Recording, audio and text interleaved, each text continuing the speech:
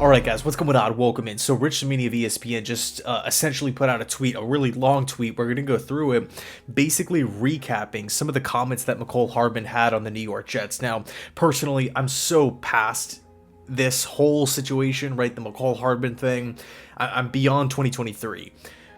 But with that said, some of these comments, I feel like they're too relevant to just sweep under the rug here. So let's go through this tweet. So Hardman was on Ryan Clark's Pivot podcast, and when talking about the New York Jets, Hardman said that he refused to return punts versus Kansas City because he felt like special teams coach Brant Boyer had misled him about the punt returning job in camp, and that he didn't have enough time to prepare when asked on the night of the Kansas City game to step in for Xavier Gibson, who had tweaked an ankle a few days earlier. Hardman said he was dealing with his own injury, a hyperextended pinky, that made it tough for him to catch. He said Saleh tried to convince him to do it, but Hardman said he told him, "I'm not catching for that man."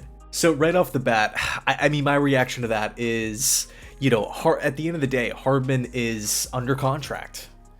Would an undrafted free agent have that same approach?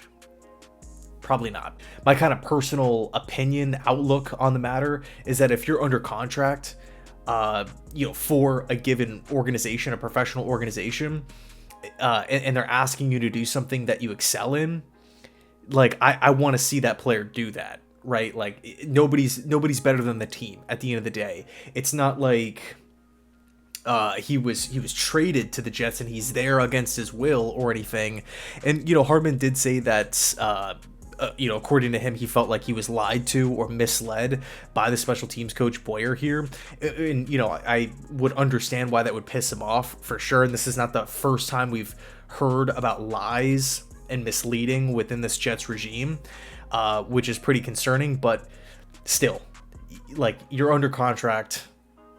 I would expect you to to go out there and execute while we brought you in. Hardman candidly admitted that by that point, I was so checked out, like it was over with. I had already talked to Kansas City general manager Brett Veach and Pat Mahomes, like, come get me. 2 weeks later, he was traded back to Kansas City. On why it didn't work out with the Jets, Hardman said, "It's the lies and the way that they handled me. I didn't like it at all." He made that clear. Other than Garrett Wilson, he felt like he was as good or better than every wide receiver on the team. So let's break this thing up into two separate parts here. I mean, how is this not weird, right? According to Hardman, there was talks between him and Chiefs general manager Brett Veach and Pat Mahomes. I personally don't have a problem with Mahomes, right? Players talk, but I mean, if you have a general manager of another organization communicating with a player under contract for another team about a potential trade, I mean, that should be like, shouldn't the Jets be compensated some sort of draft picks or something like that? I mean, that seems pretty, imagine if Joe Douglas was texting Devontae Adams, "Hey man, we got to get you in the building," stuff like that. And granted, might have not happened like that. Maybe Hardman just shot one text, "Hey, get me out of here." And there was no contact from Veach's end. Maybe it played out like that. But I mean, if there was open dialogue about a potential trade back and forth, I feel like that's got to be, a breach of some sort. And then, secondly, Hardman's comments about how the Jets lied to him and whatnot, and basically how he was treated. I can understand that point, just objectively speaking. Nobody wants to feel like they're being misled or lied to or anything like that, especially if, he's out there performing or performing better in camp than every other wide receiver on the roster outside of Garrett Wilson. That's one thing, but if his performance wasn't matching up to how he views himself, that's a completely different story. At the end of the day, you need to go out there and perform. Allen Lazard is a perfect example, right? Going into the season, everybody thought he was going to be wide receiver 2 after the Davis retirement. But just because your contract size, just because your name, doesn't mean you're just handed a job. And then last but not least, on the Jets 2023 culture and, dealing with Nathaniel Hackett, he said, "You just got a new offensive coaching staff that came in and there's no standard there. Everybody does what they want to do. Granted, the defense has more of a stabilized standard with the coaching staff on that side. So the defense has a standard, but the offense is just like, We'll just figure it out. It's Aaron's show. Let Aaron do what Aaron does. And then when Aaron goes down, it's like, well, we don't know what to do. So I think Hardman pretty much here just explained the Jets fans' frustrations pretty much throughout the entire course of the season, right? Like, yeah, of course the defense is going to do well. We have a great defensive coordinator. Saleh was a great defensive coordinator with San Fran. We have a ton of great players on the defensive side of the football with a system that's time tested and been implemented for, at that point in time, 3 years or 2 years going into year 3. So it's pretty obvious that the defense is going to do well, but like Hardman, a player, somebody who was a part of this 2023 Jets team, literally saying exactly what the fans were saying all season. The Jets offense doesn't really look like they know what they're doing. Hackett doesn't look like he provides any sort of answers to this football team. It just kind of feels like it's Aaron's show.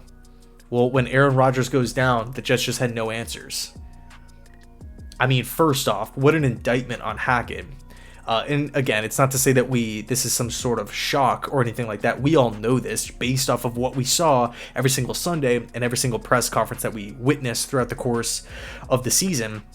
But it definitely hits a little bit different coming from a player that was a part of the team, at least for half the season. Like he was in meeting rooms, he met with Hackett, he signed there. I mean, it's you could point the finger in so many different directions, right? Saleh deserves blame because what kind of head coach, like if you're a head coach of the football team, you can't just be so hands off on one side of the football if it's so bad. It's one thing if it's good, it's one thing if it's average, or even a little bit below average, right? If the Jets had the 19th ranked offense, nobody would be complaining.